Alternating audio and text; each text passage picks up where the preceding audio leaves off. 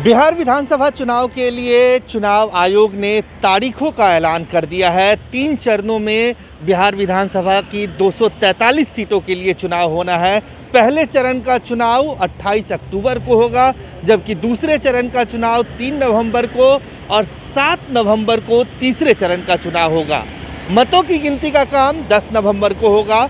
आज चुनाव आयोग ने एक प्रेस कॉन्फ्रेंस कर बिहार की 243 सीटों के लिए चुनाव के कार्यक्रम की घोषणा की और ख़ास तौर से चुनाव आयुक्त ने ये कहा कि एक अप्रत्याशित अनप्रेसिडेंटेड सिचुएशन में ये चुनाव हो रहा है। दुनिया के कई मुल्कों ने अपने यहाँ के चुनाव कार्यक्रमों को कोरोना महामारी के चलते रद्द कर दिया, लेकिन भारत में इतना बड़ा चुनाव हो रहा है और इस चुनाव को चुनाव आयोग पूरी तरह से सोशल डिस्टेंसिंग के नॉर्म्स के तहत ये चुनाव कराने जा रही है। और चुनाव आयोग ने कहा कि इसके लिए पूरे इंतजाम किए जा चुके हैं। 6 लाख से ज़्यादा पीपीई किट का इस्तेमाल होगा, 46 लाख मास्क का इस्तेमाल होगा। इसमें पूरी तरह से चुनाव प्रचार को वर्चुअल रखा जाए, इसके बारे में चुनाव आयोग ने गाइडलाइन जारी किए हैं। 5 लोगों से ज़्यादा डोर टू डोर कैंपेन में किसी भी राजनीतिक दल के लोग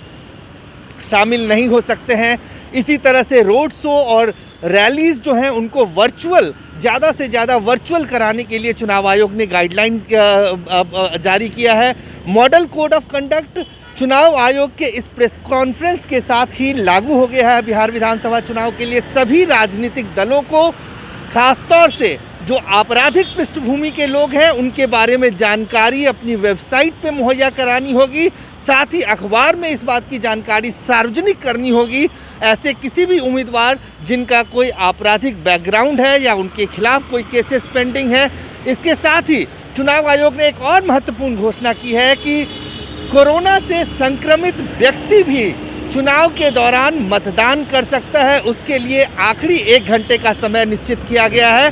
कोरोना महामारी को देखते हुए चुनाव के समय को 1 घंटा बढ़ा दिया है। इस बार मत डालने के लिए लोग सुबह 7 बजे से शाम 6 बजे तक अपनी मत डाल सकते हैं, ऐसा चुनाव आयोग ने कहा है। साथ ही इसमें इस पूरे चुनाव के दौरान खासतौर से सोशल मीडिया पे चुनाव आयोग की नज़र रहेगी। चुनाव आयोग ने कहा है कि एक ग्रुप ऑफ ऑफिसर्स बनाया गया है जिनका काम ही होगा, जैसे कि लोकसभा चुनाव के समय हुआ था, उनका काम होगा कि सोशल मीडिया के जरिए किसी तरह के सांप्रदायिक या किसी और तरह के प्रोवोकेटिव कोई मैसेजेस अगर सोशल मीडिया पे सर्कुलेट होता है तो उसके ऊपर चुनाव आयोग पूरी मुस्तैदी के साथ नज़र बनाए रखेगा।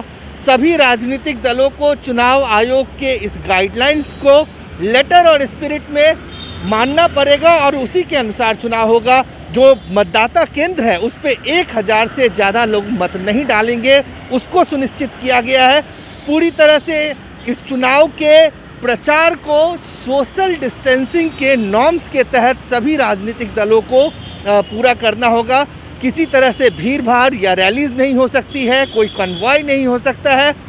किस तरह से पैसे खर्च किए जाए उसके ऊपर पूरी तरह से नज़र और मुस्तैदी चुनाव आयोग की बनी रहेगी। इसको लेकर कुल मिलाकर फिलहाल बिहार में अगर राजनीतिक दृष्टि से देखें तो इस चुनाव से पहले जो विधानसभा का चुनाव हुआ था उसमें महागठबंधन की सरकार बनी थी। हालांकि बाद में जेडीयू बीजेपी के साथ मिलके अब सरकार चला रही है। अभी फिलहाल स्थिति विधानसभा के अंदर ये है कि आरजेडी 80 सीटों के साथ सबसे बड़ी पार्टी है।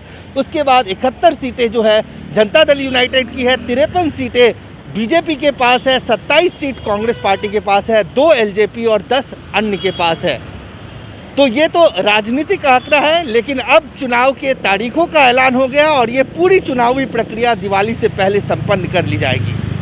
कैमरामैन रफीक के साथ अजय झा, गो न्यूज़, दिल्ली।